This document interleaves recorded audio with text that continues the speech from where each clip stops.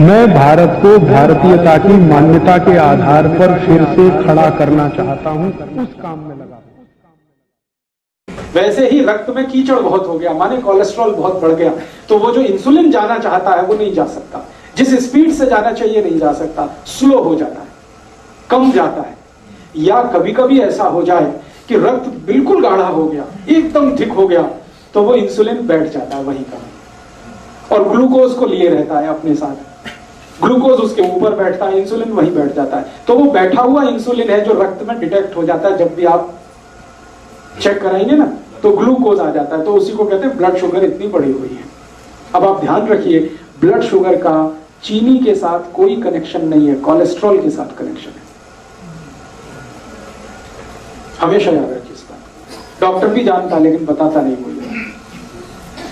क्यों नहीं बताता? क्योंकि कोलेस्ट्रॉल को कम ज्यादा करना तो हमारे हाथ में है। मैंने बता दिया, इतनी सरल क्रिया थोड़ी देर पहले, आप कम कर सकते हैं, ज्यादा कर सकते हैं। डॉक्टर आपको ऐसे कहेगा, हो ये तो ठीक नहीं होगा, जिंदगी भर इंसुलिन का इंजेक्शन लेना, जिंदगी भर ये टैबलेट खाना। अब जिंदगी भर ही खाना है तो तुम किस बीमारी के लिए हो? जिंदगी भर तो खाना खाना पड़ता है, जिंदगी भर तो दाल खाई जाती है, सब्जी खाई जाती है, इंसुलिन थोड़ी खाया जाता है। इंसुलिन तो है हमारे शरीर में, बाहर से फिर क्या करते हैं? तो बाहर से जो आर्टिफिशियल इंसुलिन है ये थोड़ा काम कर देता है, क्योंकि ये नया नया है, थका हुआ नहीं है, ये जाके थोड़ा सा खटखट कर देता है, ग्लूकोज को पहुंचा देता है, लेकिन फिर उतनी देर के बाद वो खत्म हो जाता है। साइकिल नहीं बना पाता। साइकिल तो वही इंसुलिन बनाएगा जो आपकी पैनक्रियाज से निकल रहा है। तो आपको क्या करना है? डायबिटीज के पेशेंट को भी सारी ताकत इस बात पे लगानी है कि उनका रक्त का कोलेस्ट्रॉल घटे, और जैसे जैसे कोलेस्ट्रॉल घटेगा, खून पतला होने लगेगा, ये इंसुलिन ही ग्लूकोज लेके जाने लगेगा अंदर, जो नहीं जा रहा है। सिंपल सी बात है। तो डायबिटीज के पेशेंट को भी वही करना है जो हार्ट के पेशेंट को करना है।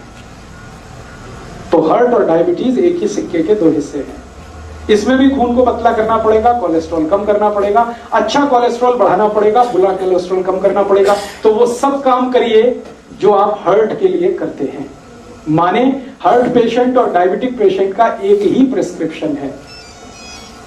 मेथी दाना खाइए, आंवला खाइए, अर्जुन छाल लीजिए, और ये आपको पता है जितने प्रिस्क्रिप्शन थोड़ी देर पहले मैंने कहा, घी बदल दीजिए, नमक बदल दीजिए, तेल बदल दीजिए, ये सब डायबिटीज के लिए भी लागू होंगे। जो हार्ट के लिए लागू होगा वो डायबिटीज। बस एक ही चीज लागू नहीं होगी, एकोनाइट।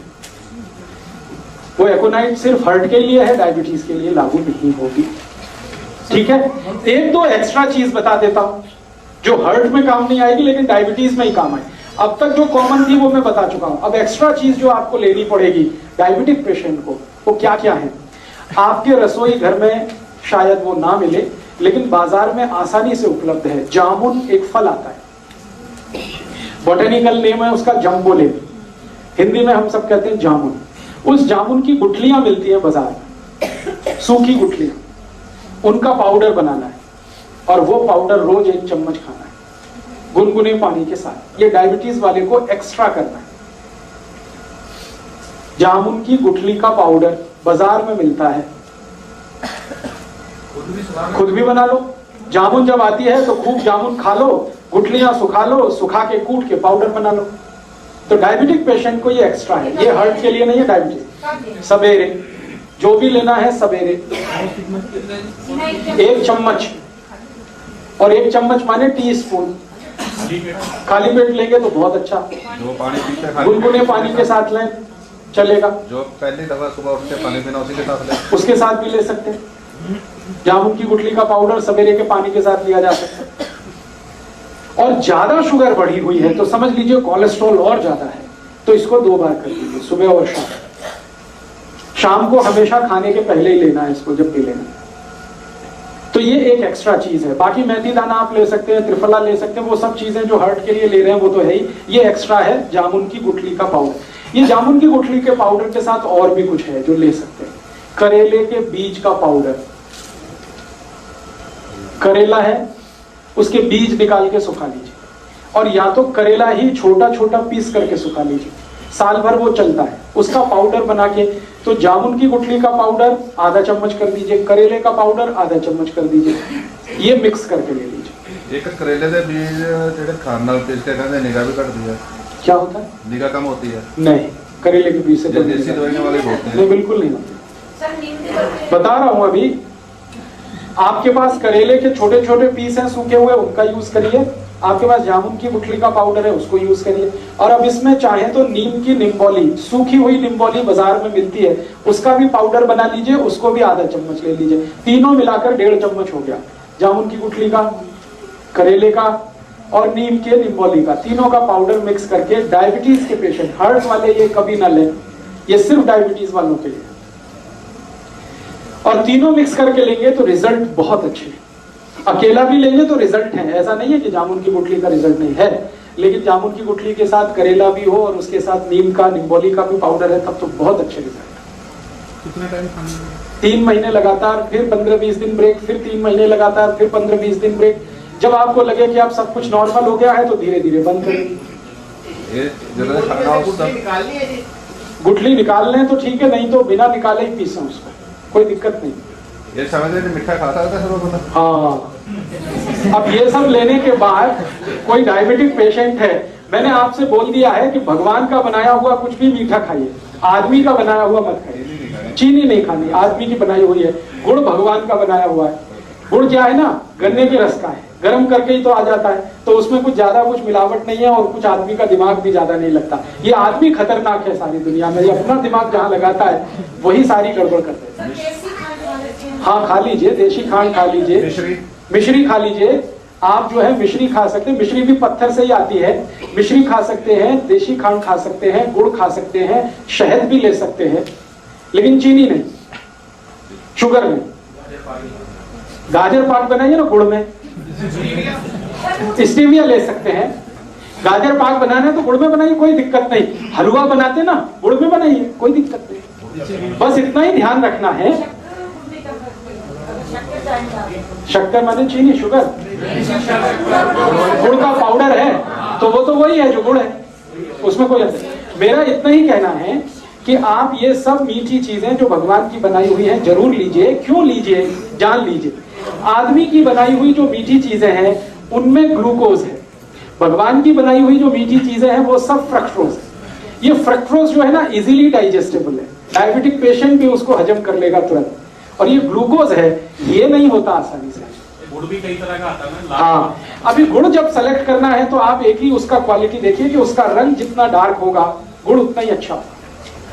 जैसे मैं खड़ा हूं, ये पोडियम का कुछ कलर है, ये पोडियम के कलर का गुड़ अगर लाएंगे डार्क, तो डार्क गुड़ जितना होगा क्वालिटी उतनी अच्छी होगी, उसमें केमिकल्स उतने ही कम होंगे। और गुड़ जितना लाइट कलर का होगा, व्हाइट कलर का है, येलो कलर का, उतना ही खतरनाक है, क्योंकि वो गुड़ नहीं है, वो निरमा वॉशिंग पाउडर है। गुड़ बनाने के लिए आप जानते हैं कई किसान हैं जो दूध से उसको साफ करते हैं, तो वो गुड़ तो ऐसा हो जाता है डार्क। और जो गुड़ को निरमा वॉशिंग पाउडर से साफ किया जाता है वो एकदम व्हाइट होता है, एकदम येलो होता है। तो आप जब भी गुड़ खरीदने जाएं तो दुकान वाले को कहें कि मुझे डार्क कलर का ही दो। वो कहेगा बाबूजी अच्छा नहीं है देखने में, तो उसने कहा देखने में खराब है लेकिन खाने में वही अच्छा है। तो आप गुड़ वो खा सकते हैं। डायबिटीज के पेशेंट के लिए फिर से रिपीट कर रहा हूं कि जो कुछ आप हार्ट के लिए करते हैं वो सब करना है।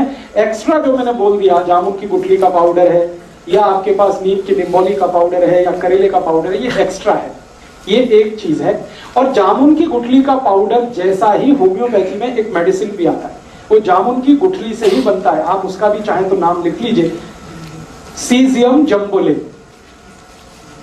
सीजियम जम्बोलिन, ये होम्योपैथी, SYZYIEUM,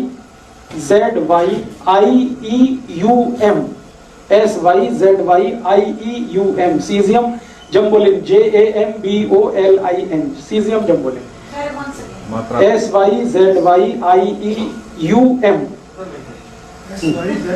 उधर में कुछ और लिखने वाला, SYZYIEUM, सीजियम जम्बोलिन, JAMBOLIN।